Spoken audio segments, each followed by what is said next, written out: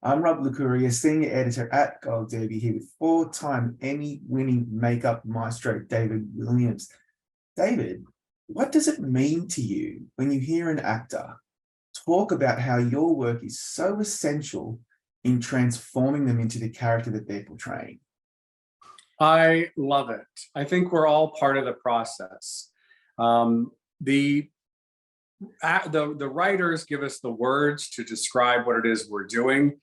And then we get to take that and have discussions with directors and producers who give us a direction of where they want to go with the show. But the real collaboration does come in when we get to discuss it with the actor. And that dialogue back and forth of what we are looking to present and what they are looking to reveal of the person is how the character comes to life. It's so true. I'm actually curious, given you've been working in this industry for a while now. When you're building up your career, what's it like when when you have so much contact with the performers who ultimately are responsible for inhabiting the characters and telling the story on screen, and they're in that chair and you're having that moment every day, every morning, early mornings. Is that something that you always look forward to, really establishing that rapport with the actors? Absolutely. We spend so much time together. They do become an extension of our families. And the intimate nature of my work is I am in somebody's face quite literally for anywhere from 15 minutes to 4 hours, depending on what the makeup is. And you do develop a rapport with that person, an understanding. You get to know their likes and dislikes on a personal level. And on a professional level, I am one who is very much involved with the character's progression. I like to show in what I do physically, the character's progression through time or situations. For example, in Welcome to Chippendales, Otis, who was played by Quentin, we had a lot of discussions in the beginning about who his character was and where he would go, what Chippendales meant to him. As I put it, I said, he is utilizing this as a catalyst to get somewhere else. This is somebody who wants to get out of the situation that they're in and move forward. At that time period, only an African-American man would have a goatee. And so that was one of the things that we talked about, because he came in, hadn't shaved, he had a full beard. I said, what I'd like to do, show a real representation of who you are and where you are at that moment. And as the 80s progressed for men's grooming, and you'll see this in all of the characters in Chippendales, all of the men, what happens in society has an impact of what happens in fashion oftentimes. And the biggest impact in society in the 80s was AIDS. It really defined the era for men and men's grooming. Something that people may not always connect, that's really when men's grooming took hold. Because of the symptoms of AIDS with being very thin and body wasting and wasting in the face, everybody wanted to look healthy and tanned and muscular. So it really bodybuilding, taking care of one's physique, building a very muscular look, being tan. Tan seemed to always represent healthy, despite it's not necessarily the best for your skin. But it is something that did signify health. And the clean cut, preppy look took hold, and that became the conservative image of the 80s. There was a book called The Preppy Handbook that Lisa Birnbach wrote that came out in the very early 80s, the earliest part of the decade. And when that took hold as well, it sort of defined that look. It defined the conservative look for men. We went from a natural look where hair was a little longer, you would see facial hair, beards, that sort of thing, to where really the only facial hair for the most part that most men had was a mustache. There were some men that had a very groomed beard, but in general, it was clean shaven or sometimes a mustache. And that's where we ultimately went with the Otis character. And I was talking to him about it, and this is where we talk about with the actor what's going on. I said, this might be a choice that he made to hold on to a piece of him. as opposed to going completely clean shaven, as we did with some characters. With him, he's holding on to a piece of who he is in the midst of something that is very unfamiliar and moving so fast that it's hard to understand what's going on. Wow, I had no idea about that. And it's so interesting that if you look around these days, so many men have really either have beards or really kind of manicured stubble. It's really in right now. I never even thought of that. That's so fascinating, David. And can we just do a sidebar? Quentin Blair is so stunning in this show and had zero training in dance. I know how hard he worked and how thoughtful he is as a performer. Did you notice a big difference with him from beginning of the shoot to the end of the shoot in terms of his confidence? Absolutely. The first dances, he was tentative. You could see him going through it in his head. He was in it intellectually. And then by the time we were into it, you could see that he had really let go. He was enjoying the process of doing it, had a lot more confidence in his dance.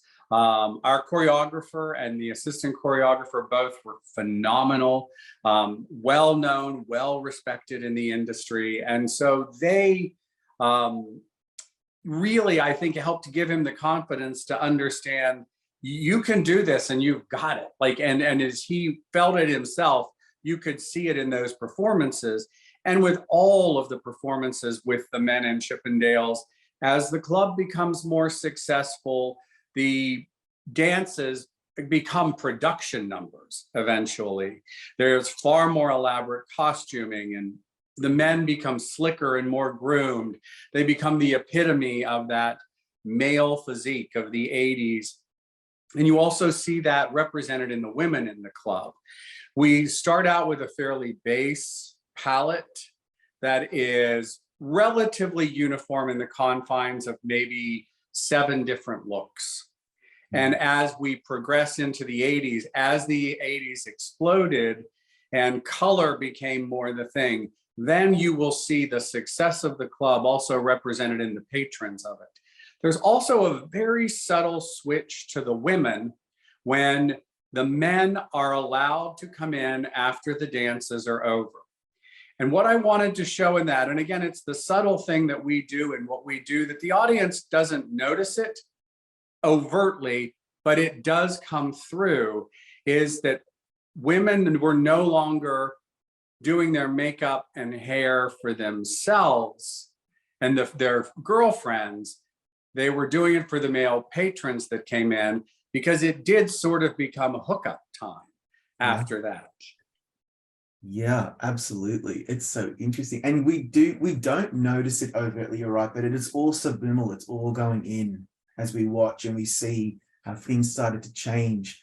So interesting to me. I'm curious, how tied were you to historical footage and photographs of the Chippendales over the years, or did you have some artistic license to kind of go in another direction, or maybe in recreating those looks? Actually very tied. I wish I had the visual of it, because I put together a video for solicitations coming up that kind of shows where we actually did duplicate merchandise, t-shirts, posters, calendars. And I really wanted like some of these to be virtually identical as much as we could get them.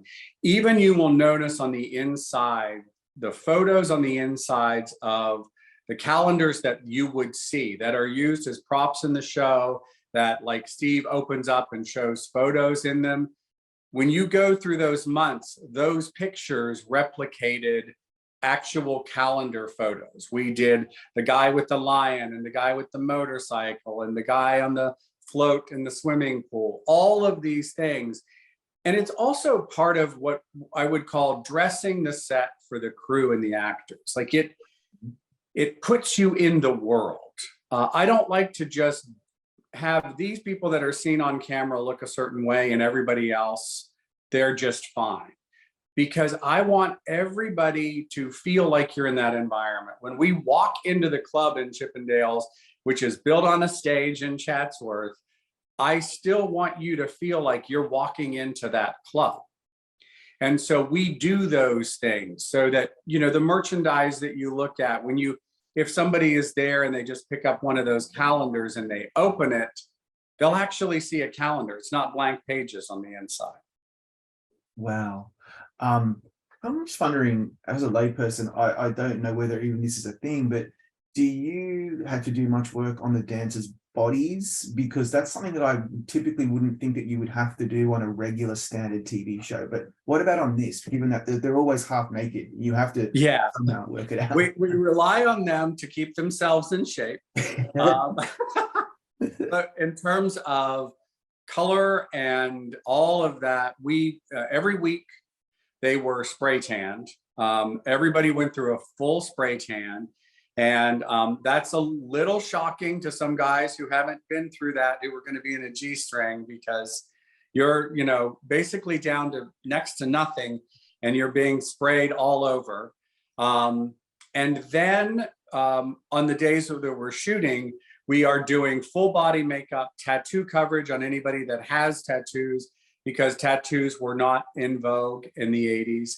And then full on makeup and grooming for the face as well. If somebody had a mustache, we'd make sure that it is identically groomed at all times. Things that were to keep things consistent throughout. But we actually had a completely separate trailer for the dancers, because there's so much, it's so revealing, the process that they have to go through. I didn't want it to be distracting for our main cast who's going through to have naked men parading in and out all day. And so we had literally a separate trailer and a group of people that worked on those: Kate Bisco, Victor Del Castillo, Alex Rondon, Jed Dornoff, Ashley Hooker. Those five, for the most part, took care of the boys. Like, they took care of the dancers, got everybody ready. A couple of the dancers, like Quentin and Spencer, came through the main trailer because they were a little bit more featured. Spencer was the one that was featured in the Manster Hunkenstein thing. He sort of exemplified the perfect man. There was a guy within Chippendales who was considered the perfect man, Michael Rapp. And that was Spencer was our version of him. So when they do that dance, that's where his reveal is. This is the perfect man. All these body parts go together and make this specimen of a man. And in that particular production number, it was one of our biggest, I think it was our biggest one. It was sort of a nod to Frankenstein and to Cabaret and to Rocky Horror Picture Show, all of which would have influenced the choreographers and the dancers and Nick, who was creating those shows at the time period. So we're incorporating back to how important is our historical references. Historical references are critical because we can pull elements from all those things that were big in the time period and influencing what was going on in theater. And then you put it into what becomes this would be a high-end version of street theater. What happens in bars and nightclubs becomes that high-end version of that. You know, this is all absolutely a compliment to you and the team, but with the makeup and hair, I know you work with Barry at the hair department head, but I'm just thinking, this show felt so lived in to me. It felt lived in, authentic. I didn't really notice any artifice, and that is a huge testament to Peggy, the costume designer, and Keith and everyone else on the team. I'm also thinking this: when you're working on a show like this, you return to a team that you worked with, you know, Robert Siegel and Pam and Tommy, some beautiful work on that too, your Emmy-winning work. What do you most value about what he brings to the table as showrunner and creator, and the team that he assembles? What do you most value? I adore Rob. Like, I would do any show with him. He listens to everybody. Anybody's suggestion is important to him. He listens to everybody. And he ultimately gets to make the final say. That's the, it's his show, but he listens to you, and even more than listening to you, he hears you. He values the input from people. It's a collaborative effort. He hires really good people like Peggy and Barry and lets them do what they do and doesn't get in their way. And I mean, I love that. It's a very collaborative process. We're all involved in the discussions and going through it. When we need to have tests and figure it out in advance, completely on board with doing whatever we needed to do. In this show, I wanted there to be a very much, what you touched on is that sense of realism. I didn't want it to be what we think of as the 80s. I wanted it to be the 80s.